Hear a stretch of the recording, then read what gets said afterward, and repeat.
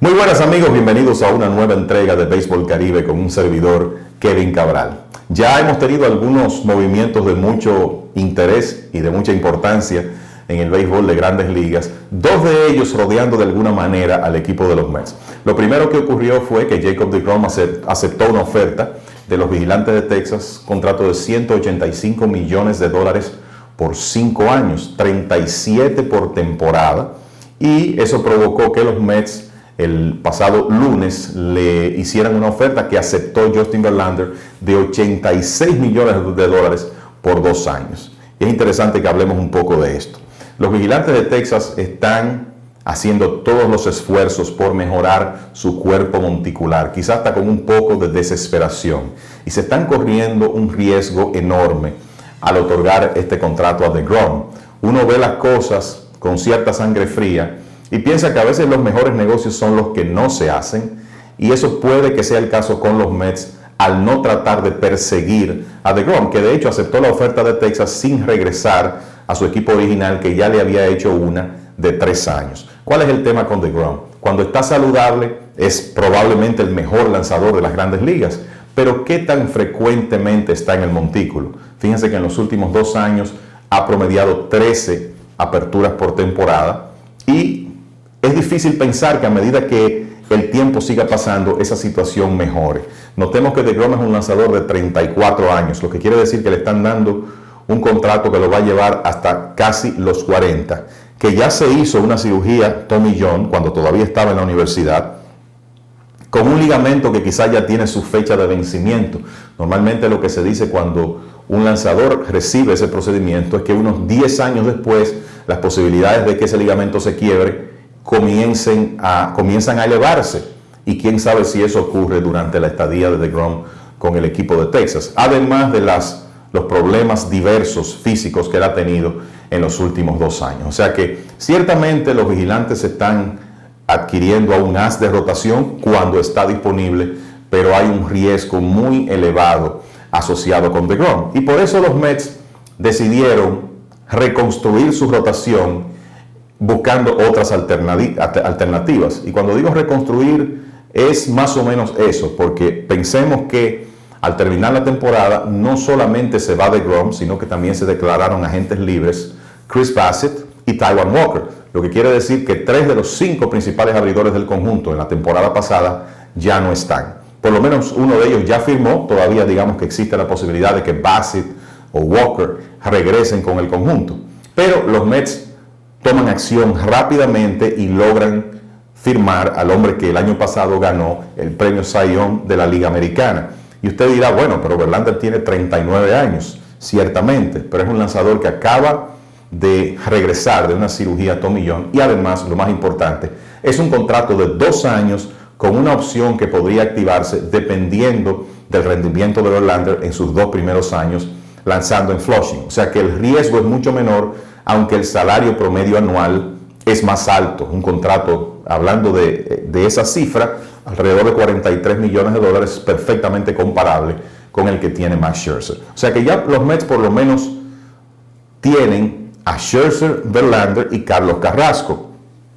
3 lanzadores que ciertamente por su edad, pues también se acarrea ciertos riesgos con ellos, pero que si están saludables, pues son un excelente trío para iniciar. Claro está, hay más trabajo que hacer para reconstruir ese picheo de los Mets, porque también perdieron varios relevistas importantes, los Adam Ottavino, Seth Lugo. Afortunadamente ya retuvieron a Edwin Díaz, pero lo cierto es que hay trabajo que hacer todavía. Puede que veamos a los Mets firmar otro lanzador abridor agente libre, o quizás ir al mercado de cambios y hacer algún movimiento, aunque la realidad es que ahora mismo su finca no tiene tanto material como otros conjuntos, y quizás eso los pone en una posición desigual a la hora de tratar de conseguir un lanzador vía cambio. Pero lo cierto es que dan un paso importantísimo al firmar a Justin Verlander y juntar 2 futuros miembros del Salón de la Fama en la misma rotación, Verlander y Scherzer. Y vamos a ver cómo le va a Texas con deGrom. El otro movimiento importante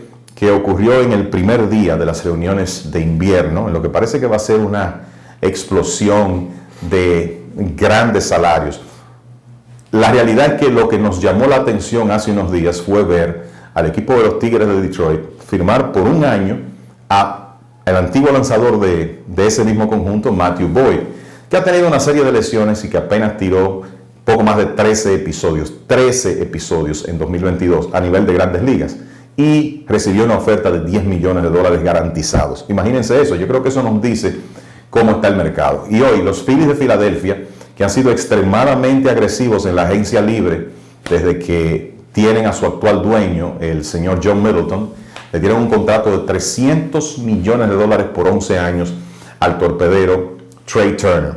Eso quiere decir que los Phillies van a tener una alineación con Turner cuando regrese de su cirugía, Bryce Harper, Kyle Schwarber, Nick Castellanos, JT Realmuto, Rhys Hoskins, Alec Bohm, entre otros. La realidad es que va a ser una ofensiva letal con la capacidad de anotar muchas carreras, y los Phillies, que es un equipo, vamos a decir, deficiente en el aspecto defensivo y que además tienen dos buenos abridores, pero algunos huecos en su rotación y en su bullpen, por lo menos van a tratar de compensar esas debilidades con una tremenda ofensiva. Turner es uno de los jugadores más atractivos en el mercado, un hombre que puede, la realidad es que ayudar a un equipo a ganar de muchas formas.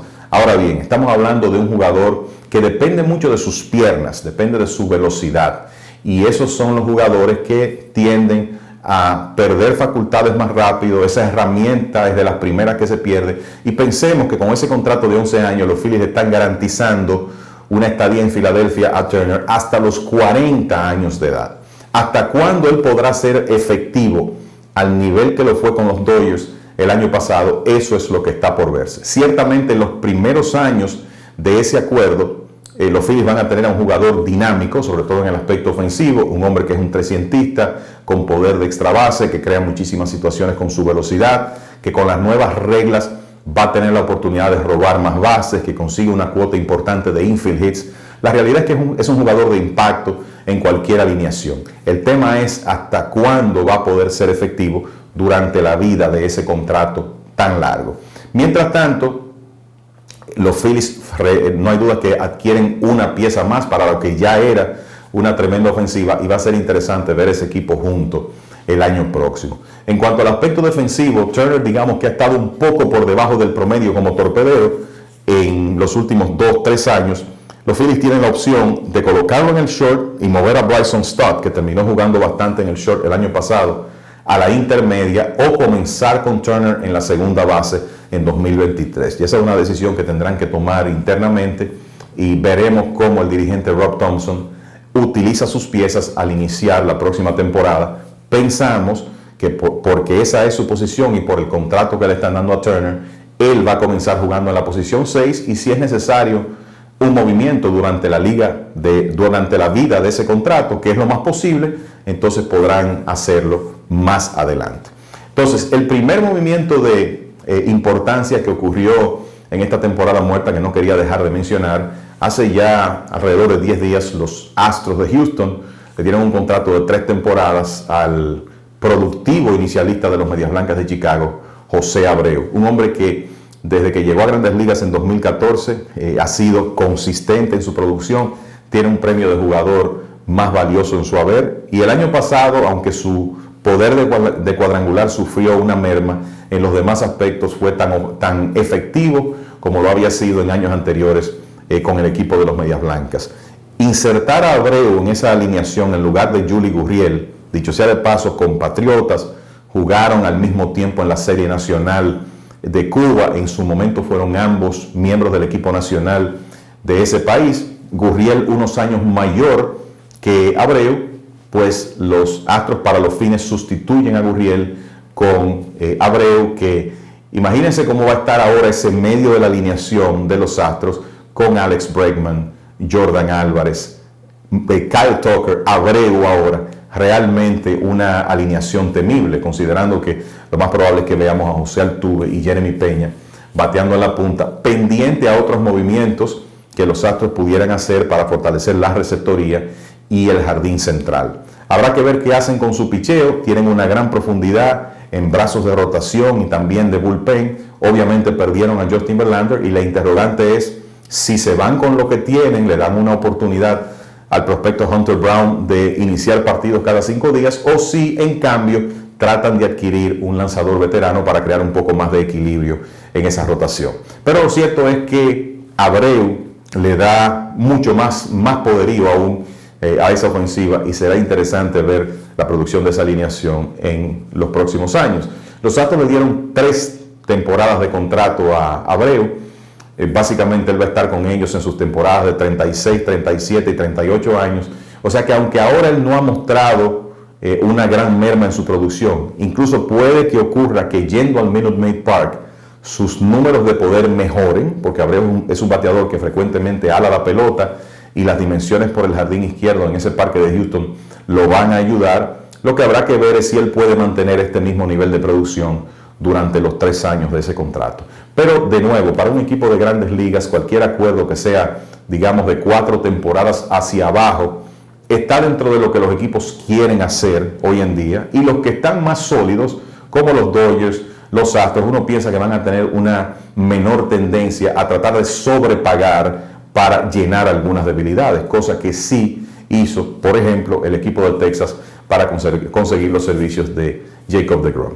Obviamente, en esta agencia libre todavía tenemos al nombre más sonoro sin contrato, que es Aaron Judge. Cuando eso ocurra, pues estaremos por aquí con un video comentando sobre ese tema, pero también estamos hablando de 3 torpederos de la élite que están disponibles: Xander Bogaerts, Dansby Swanson, Carlos Correa, ya con Turner fuera del escenario. Hay unos equipos que necesitan un torpedero, obviamente, Boston, Dodgers, el mismo equipo incluso de los Bravos de Atlanta, por lo menos hasta que retengan a Dansby Swanson. O sea que va a ser interesante ver cómo se comporta el mercado de esos jugadores, además de algunos abridores de interés. La lista, ahora que Justin Verlander está fuera del escenario, y también Jacob deGrom, pues encabezada por Carlos Rodón, que viene de una gran temporada con el equipo de los Gigantes de San Francisco. Parece que va a ser un periodo en estas reuniones de invierno de muchos movimientos, así que ya cuando concluyan las mismas, pues entonces estaremos por aquí otra vez